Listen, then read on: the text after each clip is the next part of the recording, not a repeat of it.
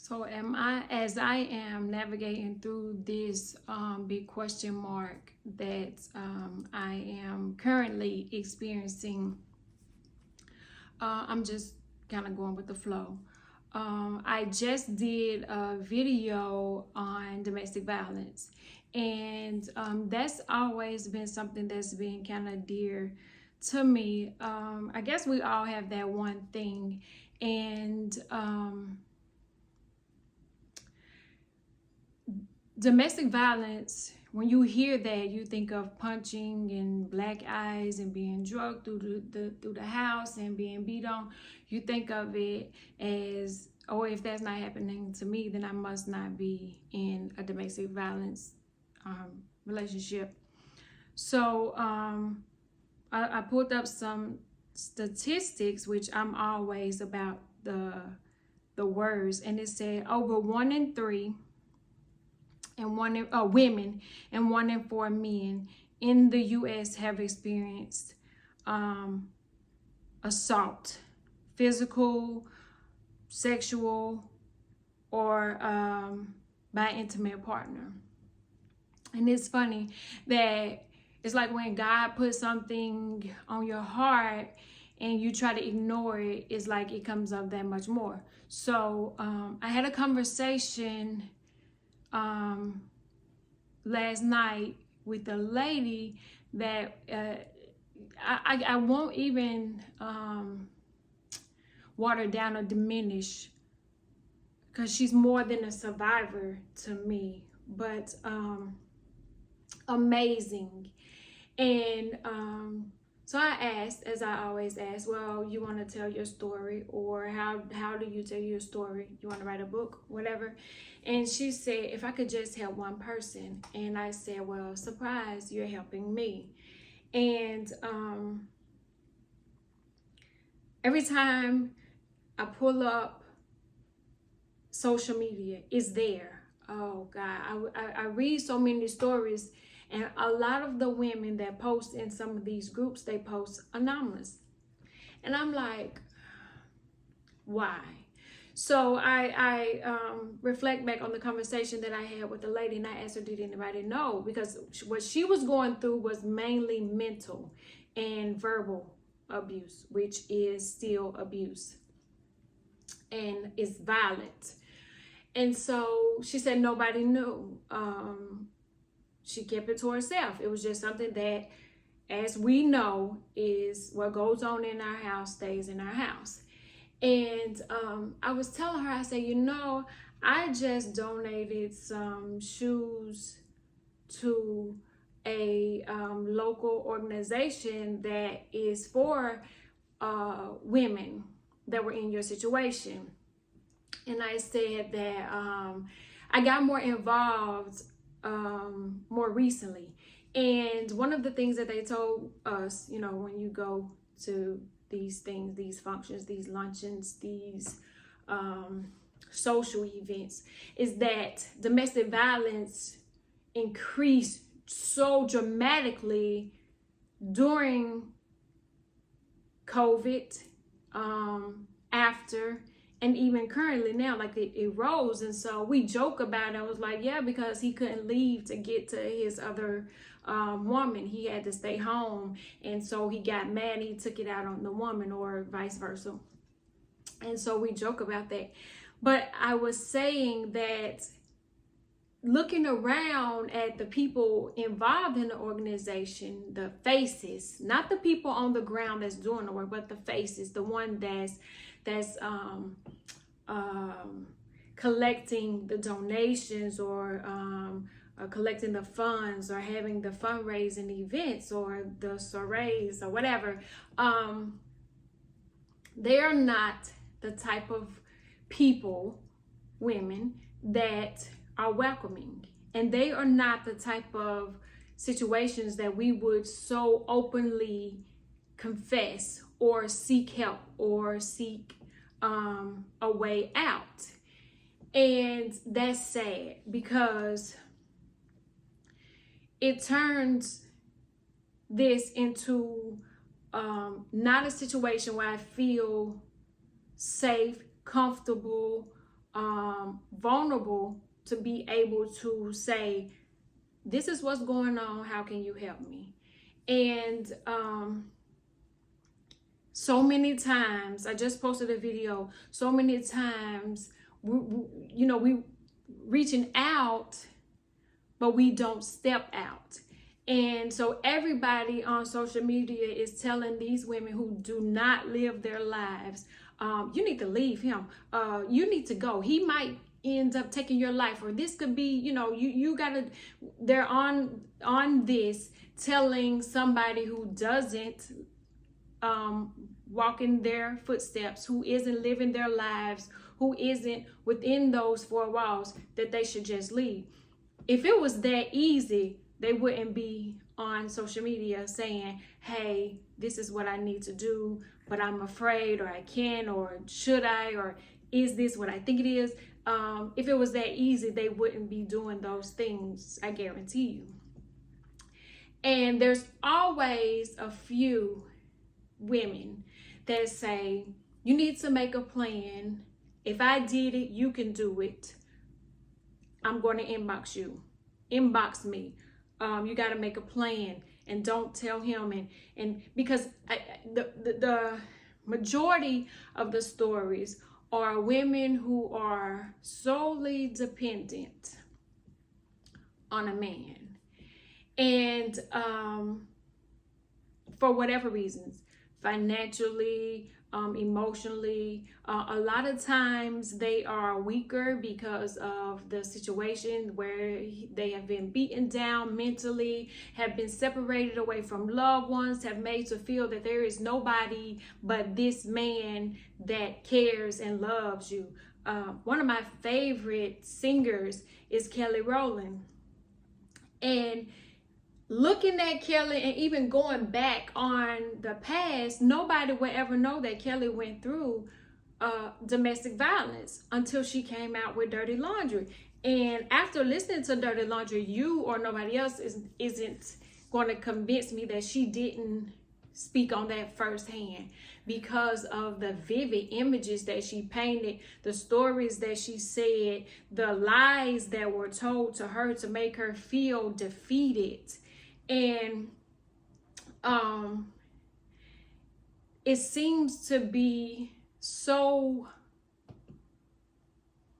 regular, so normal, so everyday. And I get it. I know that you hear these stories of she left, then he did something, she came back, somebody tried to help her, it was violence, people lost it. Like, I get that, and I understand that a lot of people don't want to get involved, and so we go back to victim shaming, which makes a woman even more afraid to reach out. So it bothers me that the women in these positions are selected but have no connection. They have no experience on the other side of the desk, of the phone, of the computer. And so it's easy for me to say,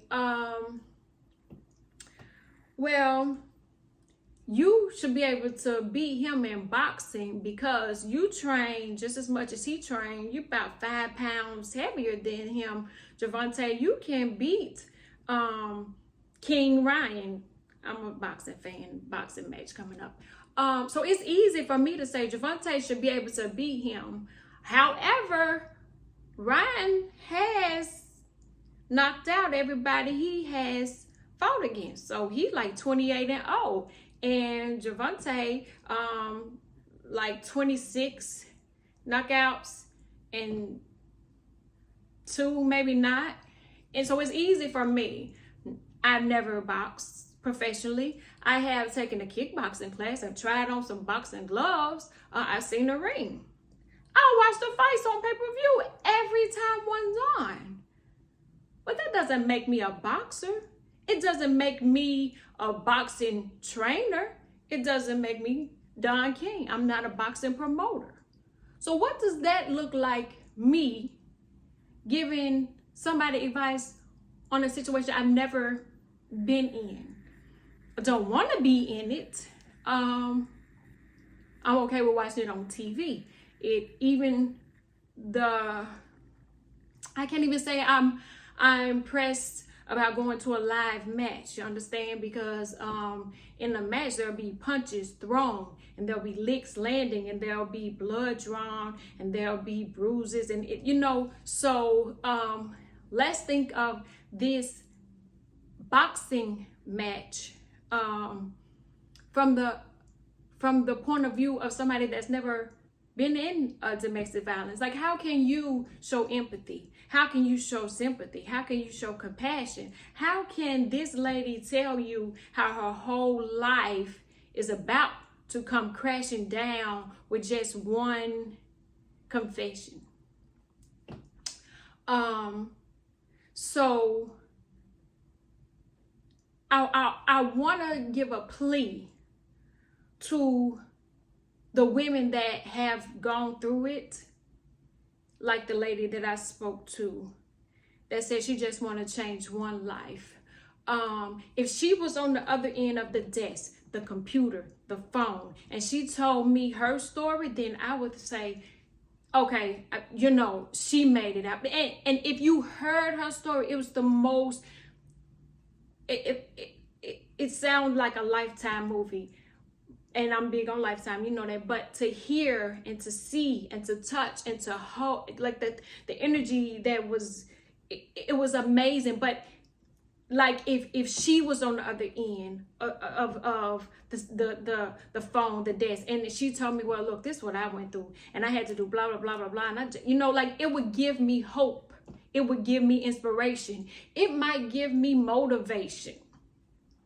But to see these uppity, bougie, I ain't really feeling, ain't been through it, and your life always been picture perfect, and you ain't never had this type of situation, you don't know nothing about it. I don't want to see you saying you helping us, and that's not to say that it's every woman in every situation, because I know there are some wonderful women that's never went through it that can tell you how to get out of it. But coming from the granddaughter of a woman who went through it, and I wasn't even a thought when my grandmother was going through it, but to know what I come from, to see, because I spent time with her and I know the strength that she had, but to know that she had to endure a storm at the hands of men, I want to say there is life after. One step at a time. Put one foot in front of the other. Monica, I saw in the interview, she said, I don't know what I'm going to do next year. I don't know what I'm going to do next month. I don't know what I'm going to do next week. All I know is tomorrow. So we have to be that sisterhood, that communion, that tribe that gets these women through 1 minute, 1 day, 1 hour, 1 weekend. You see? And it can't always be about what we feel you should do and how you should, like it has to be somebody who has walked through this life. If Harriet Tubman hadn't ran away and got away and freed herself, I wouldn't believe that I could be free. You see? So we have to think logical. Even with men that go through this, how many men are willing to speak up and say, I went through it, I got out, this is what, like, we have to create these safe places. And I know everybody wants to be anonymous. Everybody wants to keep it on the low. Everybody wants to seem like their life is all put together. And we can't all look beautiful like Kelly Rowland as we going through this. But we can take something from Dirty Laundry and say, I got to clean up. I got to air out this dirty laundry. I got to clean this up. Something ain't right. So I want to urge anybody that's going through it, even if it feels like it's not really, but it could be, tell somebody. Stop. You got to have a girlfriend that you can confide in, even if it feels like, I don't really, but tell somebody. It's hotlines, it's anonymous. There's places to go, steps you can make. Just don't sit up and continue to be a punching bag verbally, mentally, spiritually, physically. Like, we need you. Our daughters, our sisters, our cousins, our aunts, we need to see you get up and get out. Because yes, your life might depend on leaving tonight, tomorrow, while he at work. Like, there has got to be something that we can do. And I just want to say, I have made it my business to surround myself, to put myself in surroundings with people on all sides of the spectrum. Judges, I've been friends. I am friends with a judge who has presided over domestic violence. I've been at the shelters, and I've spoken. I've given away books, and I've met these ladies, and I've been these ladies. So I can tell you that it may seem dark, but there's always tomorrow. And it might have to be dark when you go through this underground railroad, but there's a way out. You do not have to take it, because you are not what he says you are. And see, it's a process. And I'm going to get into the process that it takes from the things that I've seen, the women, the shows, everything that I know. We deserve better. So I'm going to link the domestic violence numbers, emails, texts, all of that. And I'm going to urge 311, or is it 211, for you to be able to get out.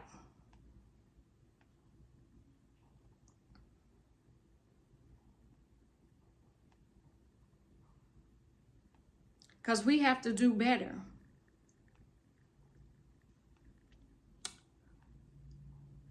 More than 3 women and 1 man every day, their lives are snatched away. An average of 70 in the U.S. This was October the 10th, 2022. That's my friend's birthday. My friend's son's birthday. We got to do better. We have to do better, because these numbers right here, 18 to 24 and 25 to 34, those are young. It's women my age that's supposed to be able to reach back and pull them up. Say Oklahoma has the highest rate. Nearly 49.1% of women and 40.7% of men experience domestic violence in their lifetime. 91 of the victims are raped and sexually assaulted are female, 9% are male. Who is the most common? A relative, caregiver, the abuser, the most common. Relative, caregiver, step-parent, religious figure, coach, babysitter. 18 or 24. You don't even have your life figured out in that age. We got to do better.